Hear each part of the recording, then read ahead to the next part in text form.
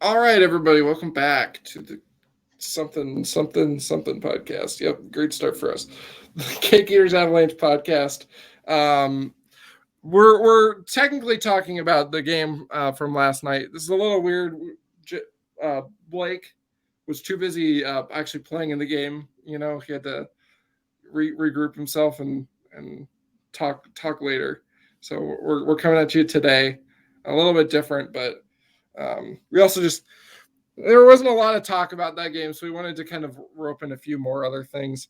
Um, the problem is just to be fully transparent with all of you, we don't get paid for this, obviously, and you know when there's an injury riddled team that plays just kind of a blah crap game, it's kind of hard to talk about. It's hard to find motivation sometimes. I mean, yeah, and also I had 8:30 to 9:30 hockey practice on top of 2 hours of homework. Yeah, and So I'm in it's the just a middle of hard night. finals week, so Yeah.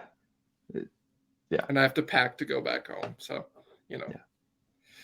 it's just to be completely transparent with y'all. But I we're not going to touch on this game all. Like we're going to spend about half the podcast on this game because, to be quite honest, it was just blah. Like Yeah. the Avs didn't get their asses kicked. Like The Avs outplayed the Jets, I thought, yeah, even the like throughout the Avs. whole game. It was very much the Avs outplayed the Jets. The Jets just took better opportunity of their chances. I will say I thought the Jets had a bit high danger, more, like their chances were more dangerous. Um, I know on the whole, Definitely in the I second think the half of the Avs game. had more dangerous chances, but like the chances, it was pretty much the Jets' dangerous chances were the ones that they scored on. Honestly, like were the first two goals for Winnipeg even dangerous chances? Yeah, well, technically the first one wasn't, but it was a really nice shot through a The screen. Morrissey slap shot, Yeah, that one's pretty whack. That one's it's not really a that's like the dangerous one chance. goal of the night where I'm like, all right, Georgiev, you got to save. Like, I don't think he played bad. He made some really nice saves, but I don't think he was, he definitely got outplayed on the goalie front, which is obviously going to be the I case kind when of you thought go he in was front. bad. I I didn't like the didn't. first two at all. The I other three I are like whatever, but I didn't have a problem with the first one. The first one's a perfect shot for through a heavy screen, so I'm like, he's just not going to stop that. So he that's on the penalty killers. The killers need to block that. You can't let that shooting lane be created. That's kind of their whole I penalty kill mean, structure. if you're giving them a shot from the top of the circle on the PK, like I don't think it's too big of a deal. Over the course of 82 games, like that puck's not going to go in very often. So Right, it was and just I kind feel of like one of that's those fair, nights. but it was I just I don't really have a problem with Georgiev on that one. I think the Morrissey one I understand because it's a tip play, but it's happened so up high, and there's like very little coverage in front of him that I feel like he needs to track that a little bit better. And then two of the other ones were just kind of bang bang plays, One and goes off of then Makar. the fifth one was absolute nonsense. Yeah, I think just the first two, like those are the two I have a problem with. Like he's been saving those, Yeah, and then he just I didn't tonight or last night or whatever. So I, I I tweeted it thought out. like he was due to play. I thought he was due for a bad game, right? Like he Yeah, hasn't both really of his had one yet. games So against the Jets have just kind of been not great. yeah, I Very mean, you give up 5 goals on just over 2 expected goals. right. That's not great. Yeah, Yeah, his save percentage definitely took a hit after that game. But I mean, on the whole, I don't know. Like we said, I just don't know how much there is to talk about. I mean he was due for one of those games, I think. Right. So Goalies have um, bad games every now and then. Shesterkin yeah, had bad games last year. It happens. yeah. It's not a big deal. Um, I wanted to get into the newly created line that they used, the Chucky, The Newhook, second line, Foudy. Yeah, I mean, it's really like two third lines, I but want to toot my horn a little bit there. I did kind of call that they were going to be kind of trash on defense. Yeah. It was either going to be those three. I was surprised he didn't go Hunt after we kind of got a look at Foudy. It was not good. No, it wasn't. I think people are gonna. I don't think Jean-Luc Foudy played a good game. No, it wasn't bad though. He was, I thought he was like mediocre. And for a guy playing on the second line against one of the best top sixes in the league, like. I mean, that line was stuck with Wheeler, Scheifele, Perfetti the whole time. Like Rick Bowness sought that matchup out. Yeah. Smart, obviously, like they had home ice, so. Yeah, exactly. Good for them. Mean, and it's not like you're like, putting them against the third or fourth line. Like this is technically the Avs' second line. So. Right. Okay. Come April, if they meet in the playoffs, the second line that Bonus wants to match these fools up against is going to be Landeskog, Rodriguez, Nichushkin. So and good then luck with that, Landeskog's going to drop another Hattie, and it's just going to be. Mm-hmm. That's really what it comes down to. The Avs have won no games in the past 2 years against the Jets without Gabriel Landeskog. It's true. He's the Jet beater. I don't know if there's like a name for or a word for something like that, but that's what Gabriel Landeskog is. So. Yeah, I didn't like Galchenyuk much either. He kind of just looks like an NHL player, but he kind of just looks slow and like, I don't know. I thought he was like passable. I didn't think he was like atrocious on defense. I didn't think he was. Yeah. He's playing hard. He played really hard. He just doesn't look great. I think it'll take him a few games because I mean he's on the NHL team for the rest of the year at this point. So, but like he's not one of my big problems in this game. No, I mean, God, I just don't really have many big problems with this game, to be honest. It's just one of these games where the injuries it's the injuries catching up in this one. I didn't think the top guys were great. Yeah, Nate was really the one where I was like, what are you doing? Like I thought he was skating hard, but he was. I mean, it looked like there was a hole in his stick, man. Like he couldn't catch a pass. Every time he got it, it was off his stick in 0.2 seconds. It was just one of those nights that he'll have every now and then. I thought Mikko was going pretty well. He had that one shift on the power play in the second period where he was out there for like 5 minutes. Yeah, he was. Yeah, that was funny. Yeah, he was floating a little bit. I thought, kind of as the game went on. But like, he does that. Yeah, so I just didn't like. Makar was really good early and then really bad late. So I don't know.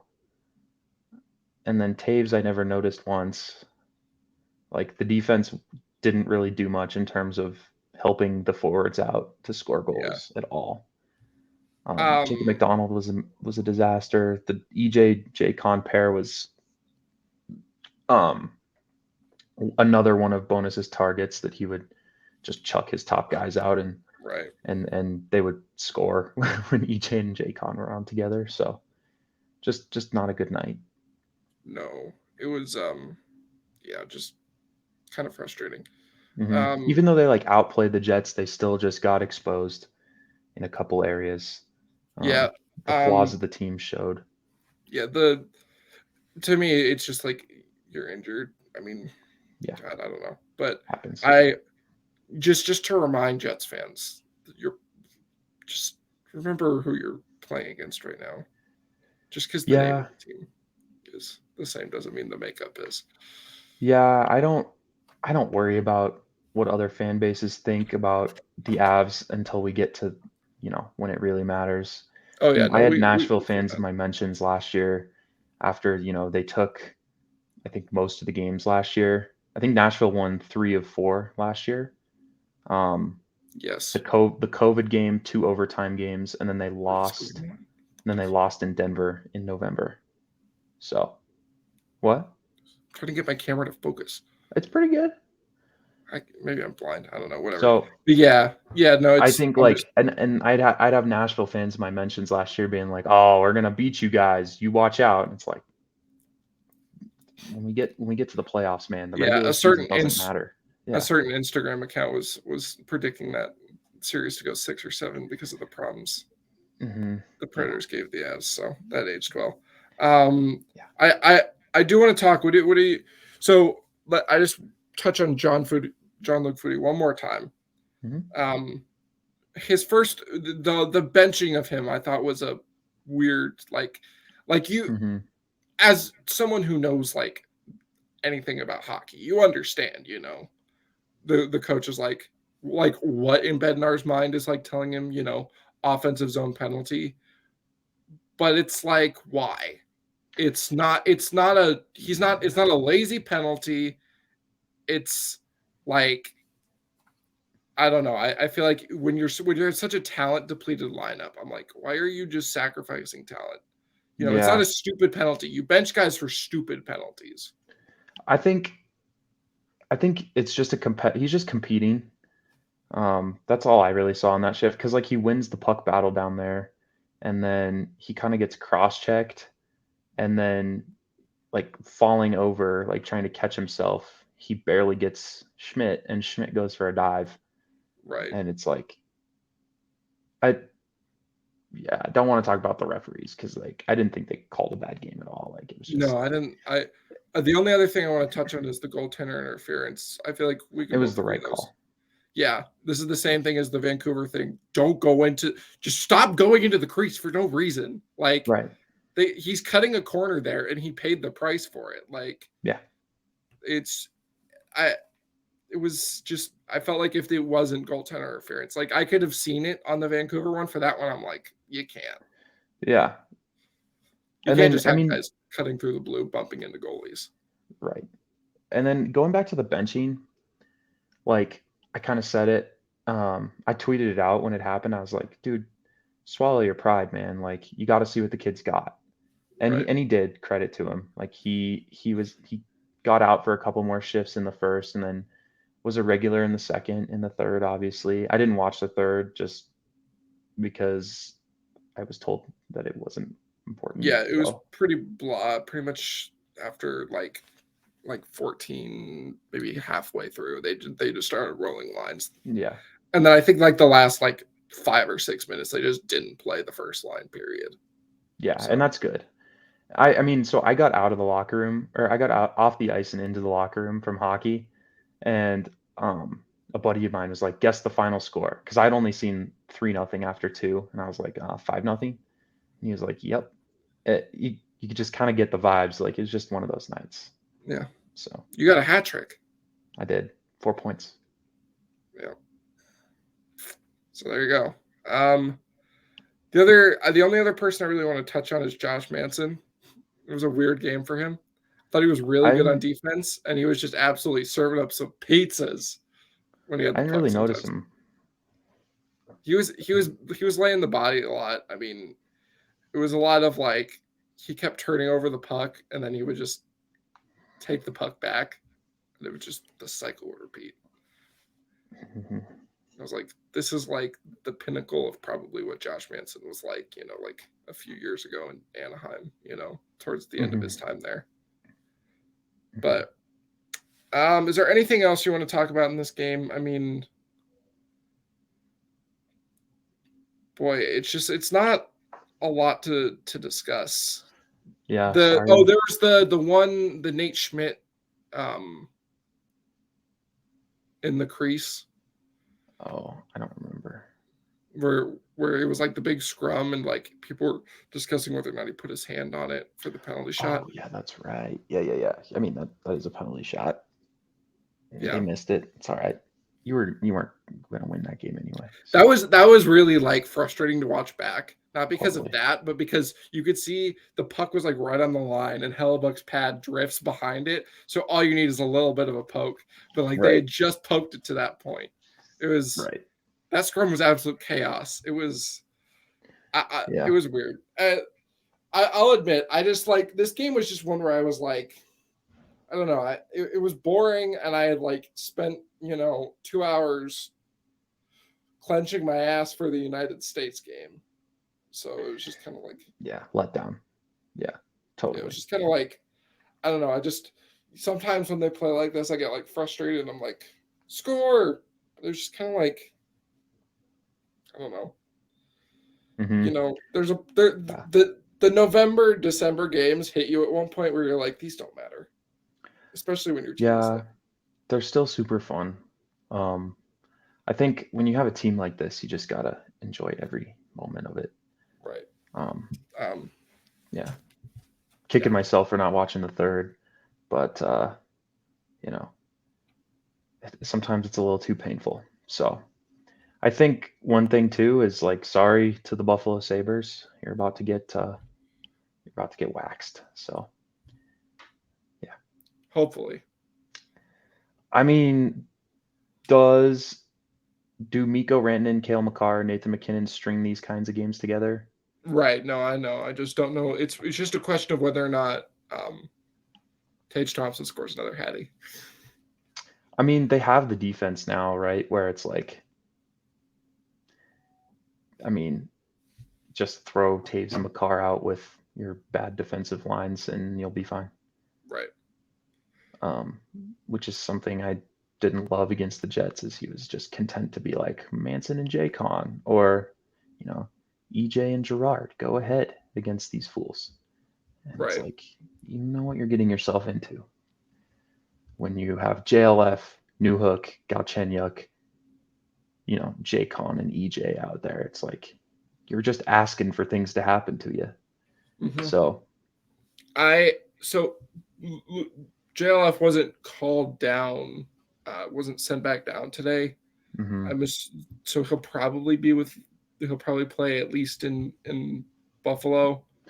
yeah, The way people phrase things made it sound like Martin Kaut was going to be like sick and likely just miss the Jets game, sounds like but he's sick though. So like, yeah, like he maybe has the flu or something. mhm, So this will be the probably the same lineup for the next game. Hopefully they do a little bit better. mhm. I think he moves Hunt up, and I think he moves JLF down. That's kind of my fear.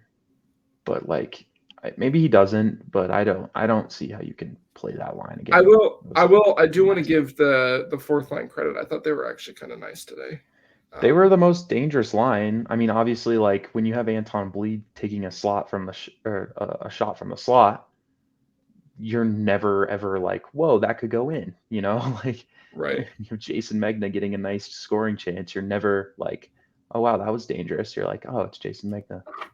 It's Jason Magnet. He's going to do something kind of cool, and then he's just going to fumble it.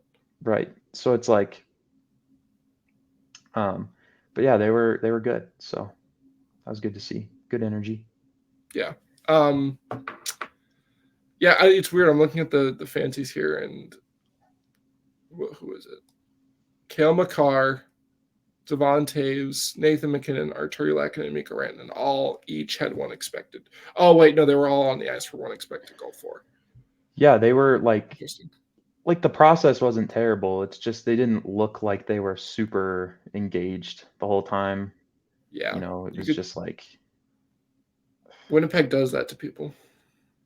yeah, the Jets were kind of like letting them do stuff, but they would like clog the middle. And Right. so it was just such a slog when they were out there. Like Lecky got a couple nice chances in front. That's about all I remember from the top line. Obviously Nate with the wide open net trying to kick it to his blade and just fumbled it. Sometimes that's just how it goes. Yeah. So The one that really was frustrating to me was the pass that Makar made to Newhook that led to the Foudy penalty where he just yeah, completely whiffed on it. yeah, like free goal, you just miss. You have to at least, like, at the very least, shoot the puck on net, please. Yeah, I mean it was a free goal. He had the entire net open. Like Bucky fell for Bucky fell for it from Makar. Like he was completely sold that Kale was shooting, and then he Yeah. just slips it across the new hook and he fans on it. Had the entire net. Uh, you know, one of those nights though. I'll keep Yeah. going back to it. So Yeah. All right. Well, is there anything else from this? Just how do you even describe this game? not really, man. I don't Crap think we fest. need to do a 3 stars or a player we Yeah. didn't like. I just don't think it's worth it. Yeah. It was just a weird game. There were a few other things I wanted to talk about. One of them was something that happened last night. Jack Edwards absolutely just going in on Pat Maroon. Yeah, as someone who's dealt with like fat shaming before, it doesn't feel good. So like shout out to Pat Maroon um for taking it like a champ and putting the moment towards a good cause, and hopefully Jack Edwards um, matches it, maybe even goes a little bit above and beyond and helps out as well. So Yeah, it's I don't know like how like obviously I don't know. Jack Edwards has always been a weird person to me because I don't think he's good at his job at no, all, and he's an asshole. But yeah, since he's Boston, Boston fans love him. yeah, well, Yeah. because they're from Boston. Oh my god. But it's like seriously, was that guy drunk last night or something? Like it's one thing, like you'll hear Mosier and somebody call someone thick, and it's because like they're comparing him to It's other like they're a big players. big guy, right? Like Yeah, he's like legitimately like he said something like, "Oh, a fast for Patrick Maroon is going like 4 hours without a pizza." I'm like, what the fuck are you saying? and Pat Maroon is like fucking jacked and like Right. one of the he's a pro hockey player. He's one of the best athletes in the world. And to Yeah, like it's like fat shame a guy like that, it's like body it's not the shaming battle you from want a to be guy fighting. that looks like he literally walked out of a crypt to Dude, call a hockey game is fascinating to me. I know. So like Jack Edwards can suck a fat one for all I care. Like He hate that if guy. yeah, he's bad. I wish this was enough to get him fired, to be honest. Yeah, they're not gonna. But I one personally one think day. it's it's worth it, but no one else really thinks so. So Yeah, there's just no place for that, man. Like call the hockey game. Like lay off the booze, call the hockey game. I mean, you don't say like, dude, I swear he's drunk sometimes when I listen to he that guy. Like maybe he's talking slow, he's slurring words, he's not talking about anything that's remotely even close to the hockey game happening.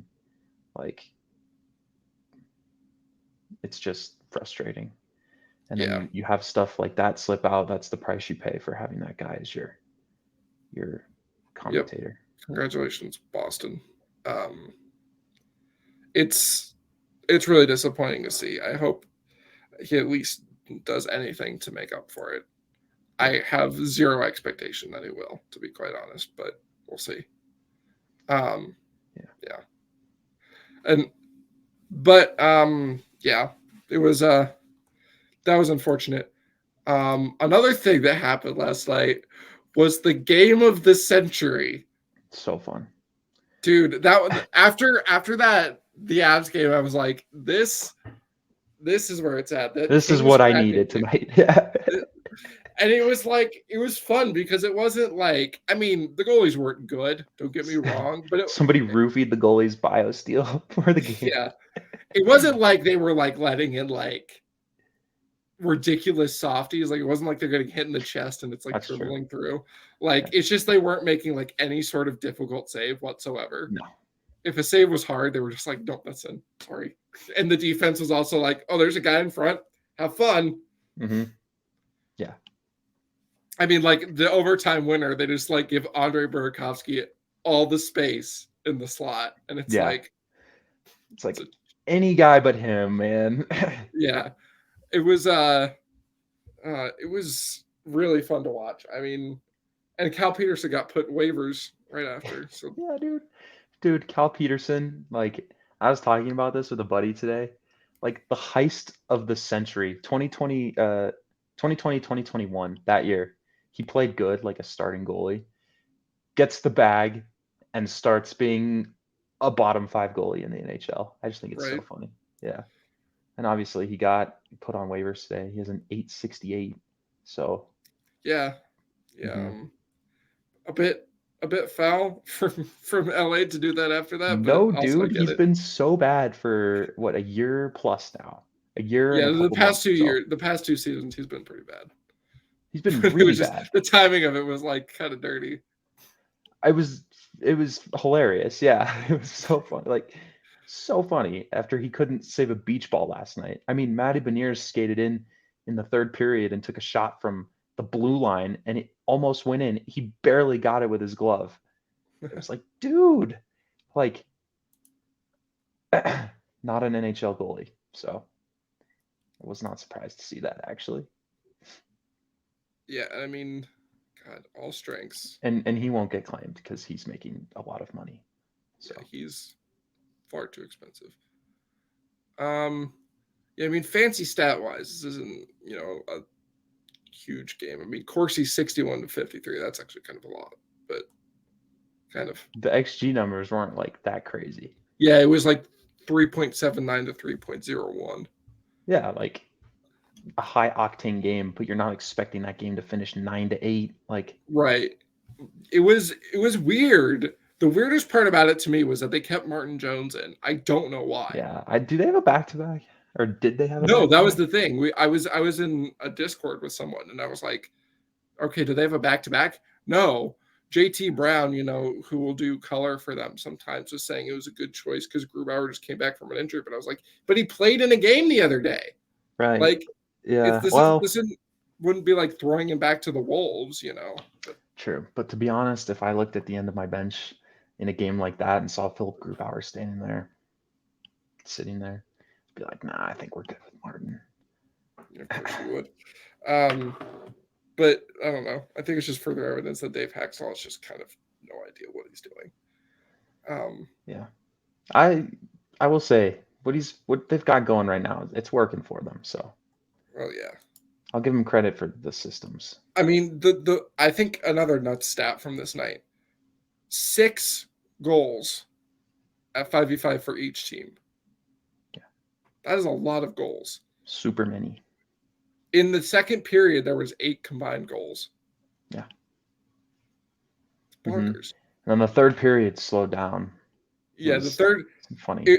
So it was really funny. I was in the Discord call with the person, and they left like during the intermission of the second and the third, and they literally came back. Like it was super slow. They came back, and then the Kings score, and then it got fun again. It was fun. So yeah, I mean, like, there was like 4 dudes with 2 goals each in this game. How no one got a hat trick, I have no idea. Yeah, I mean, these are the 2 most scoring by committee teams in the entire league, so it's like.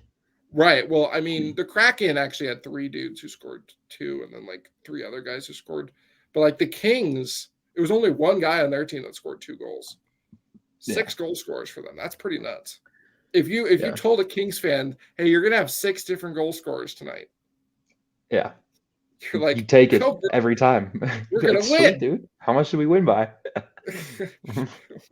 Here's the funny thing. We turbo dunk? No. Yeah. It was quite the game. It was super fun to watch because every time you just score, you're like, there was a point where I was just like, oh my god. And like Andre Burakovsky was just absolutely like halfway through the second, I was like, I want to get in on this, and he was just sniping. Yeah, I got out of hockey and I looked at the score and I was like, how does Berkey not have a point? And then, I start watching and I'm like, oh, okay, nice, good job, Berkey. Yeah, good going. And then Bjorkstrand, was it Bjorkstrand or Wenberg? Absolutely smoked one off the post in the third one. They were both going too. I don't remember. It might have been McCann. Or was that an overtime? I think that might have been over. Yeah, McCann smoked one off the post in overtime. That's right. And I don't know if there's anybody else that I'd rather have listened to call that game besides John Forsland. See, I'm not a John Forsland guy. I never really have been. It's like it's another just bad announcer take that I have. And I'm well aware that it's a bad take. I own it. But yeah, I don't. So I listen to the Kings broadcast because I actually kind of like their color guy. Oh yeah, I think both of their broadcasts are fine. I love John Forsland, and especially when he has JT Brown on instead of Eddie Olczyk. It was JT, not Edzo? Yeah. Good.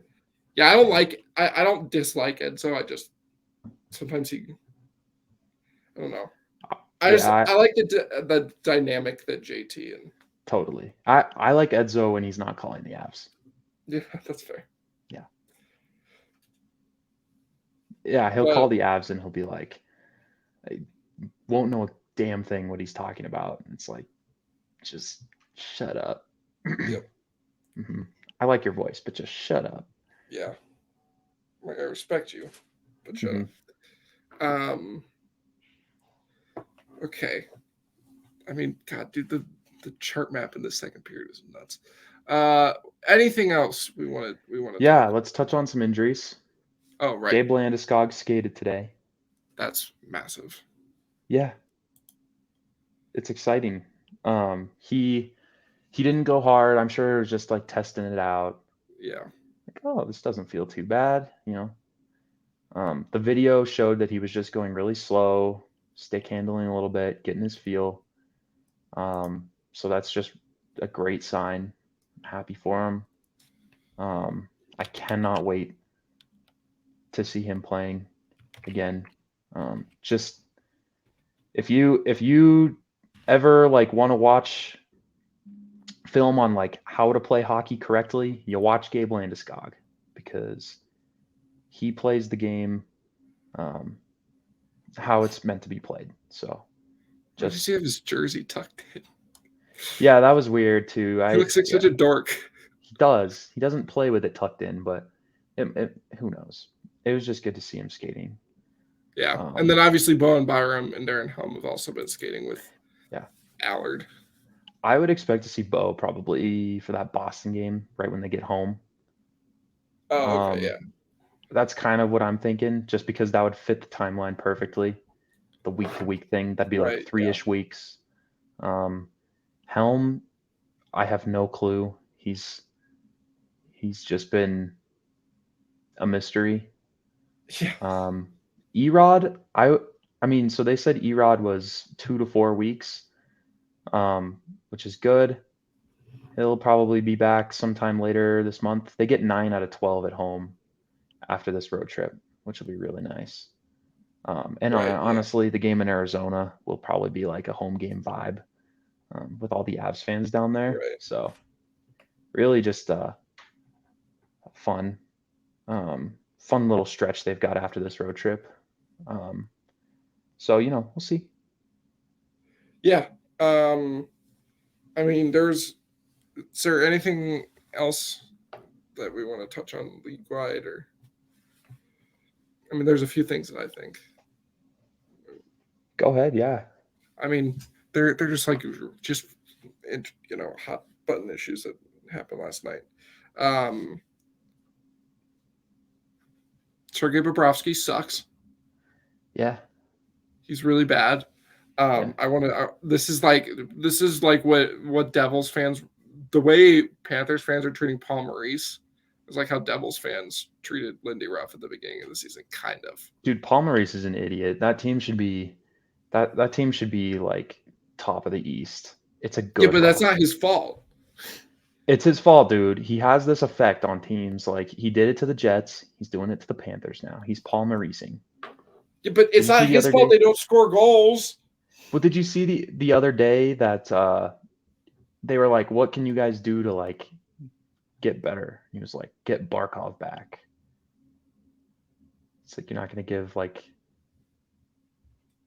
oh we just need to play harder, oh we need Barkov back. That's your answer. Like It's a good it's just answer. weird. He's not wrong. He's He's not right, but wrong. like I don't know. That was what confused me about everyone getting mad about it. I was like, well, he's not Well, wrong. he's right, but also like you just never hear coaches say that. So Right. hmm Um yeah, that team's a little weird. I feel like Panther fans just are a little bit salty about Burnett being gone. they'll be fine. I Yeah. think they're going to make the playoffs. They're just going through it a little bit, and that happens when you They're, have a new roster. So yep, that's what happens when you trade your second best defenseman and your second best forward, yeah, and your first best defenseman gets hurt yeah. all the time. hmm Um All right, and then the other thing was, the Hurricanes Penguins overtime.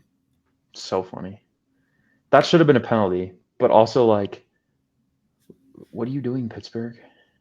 Yeah, Russ just stands up and he's just kind of like, it's like he's disconnected. Yeah, he's like, what happened? Where am I? Yeah. And then his teammates come in and are like, hey, you can't do that. And then the Canes just have a Everybody 2 get on him. 0. And And then the they're Canes like, just have a 2 on okay. 0. Yeah. And they made it as hard as possible on that 2-0. Who It was was it? so weird. Who Pesci. actually scored? It's Pesci. Yeah, Pesci scored on the goal line. I was like, I saw clips of it and I'm like, wait, they scored on this? How? Because they got so deep. Yeah. I was like, at some point, Jari, maybe you just put your stick out there. Pittsburgh idiots. What were they thinking? Yeah. It was Whatever, man. It was a weird night in the NHL, to say the least. It was one of the more eventful nights, I think. I don't know if there's another day we could have just talked about so many other things happening. It's just such a funny game. You said there were a few things you wanted to mention. Anything else? That was kind of it. Is there anything else with the Avs that we could touch on here? I mean, we could talk a little bit more about the Sabres game really quick. I'm just hoping they get this Buffalo game and this Flyers game. Yeah, you need to beat the teams that are worse than you when you have these injury problems. I would really like these games. So yeah, I mean Buffalo obviously they're hit or miss on any given night, but and they just got out of a barn burner against Tampa Bay. They are going to be on the second half of a back-to-back. They play tonight against Detroit. Oh, do they? Then you got to win that game, man. Yeah. Yeah. Are they in Detroit or are they in Buffalo? They're in Detroit. Yeah, you got to win. You have to win this Buffalo game. Yeah. And then the Boston game I couldn't give two shits about how that game ends. You get the points, it's gravy. You don't, whatever. You got to get the Philadelphia game too, because I think Philadelphia right now, as currently assembled, the forward core at least is the worst forward core the NHL has ever seen. Sedlak 2C. Owen Tippett is their 1C. Owen Tippett's not a center. Let alone a first-line player. He's not a center. Let alone a third-line player. Nothing about any designation that Owen Tippett has been given makes any sort of sense. No. Yeah. So, and they obviously do have a good goalie, so you never know how that could play out. But dude, Rasmus Ristolainen is on their first pairing, man. Just carve those fools up. They're obviously probably going to play hard, but they just suck. So you need that game. Yeah, it's 2-2 on this road trip with how the roster looks. Totally good. Yeah, you'll take it. It's Buffalo games are always nonsense, so that's a little bit questionable. But I feel it's true. They should still win that game. You just got to play hard, and you'll beat them. Right. And like we touched on, the Stars often don't string games pointless games together very often. Right. And even if Thompson, Skinner, and Tuck do dope stuff, that's probably only 2 goals. Buffalo's depth isn't very good. Their defense isn't great. Their goaltending's not good either. Just do we think Frankie starts tomorrow or? Tomorrow, I would probably give it to Frankie, and then I'd go Georgiev. I like that just because Georgiev gets to play against Boston, and then you get a little bit of heart spent good for. He may go Georgiev here, and then Georgiev again against Boston, and then he'll go Frankie against Philadelphia. I could see that. He may just give Frankie both Buffalo and Philadelphia. Yeah. But I would try to get Georgiev into 2 of these next 3. That's just me. Yeah. Get his confidence back. I would agree. We'll see, but yeah, I mean, I think we covered everything. It was this was technically a post-game podcast, technically. Yeah. So, Hopefully you guys enjoyed this. We won't be doing many of other. We won't be doing many like these the day after. It was just a kind of a cluster. Usually I practice Wednesday, so it was just kind of a weird night. Like, Yeah. I haven't had a practice on Tuesday the whole year, so just one of those nights for the Avs, for me, you know.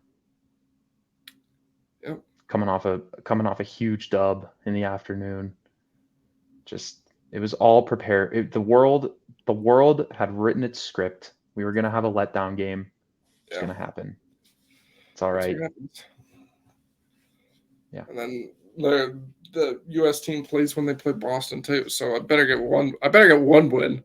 I swear to God, dude. If I have to watch them get knocked out of the tournament and then them lose to the Bruins, I'm gonna just I just think podcast and cry. A little therapy sesh. I just think that James Draw's just getting Iran last night. Just Iran. It was just, I mean, that's all I ever needed, really. So it did seem like people he got woken up for it. It was very weird. It was just perfect. It was nice. All the memes afterwards were super fun. Yeah. I'm not a super patriotic person, but whenever like U.S. soccer, sometimes the World Juniors, if it's a little bit, if it's fun, then I get like the. Twitter was funny yesterday. Just a bunch of eagles and American flags. Yeah. That's why we need social media, is to meme, you know. The lead up to the England game was some of the most fun I've had on Twitter. Just all the memes about like, what the fuck is a kilometer? I'm not sure what a kilometer is. I have no idea how to quantify a kilometer, because you know what I use instead of kilometers? I use miles. Okay, I know how far a mile is because that's the correct way to measure. So yeah, and anyway. I will say my favorite part was the drawing or paintings or whatever of like presidents. Like there was one of Ronald Reagan shooting off like machine guns with a chimp. Yes. And then George W. Bush like riding down on a shark with a gun. Yes, dude. Uh-huh. Yeah. Like, all right. So I don't like the soccer, but the memes, they're not so bad. Yeah, I'll give it to it. I'll give it to soccer memes are pretty fun. So it's called all right. soccer. I think we've talked about enough nonsense for this podcast. Hope you guys enjoyed. We'll see you tomorrow for the after a 7-2 win. Yeah. Oh, well, there you go. He's calling a shot. See you later, everybody.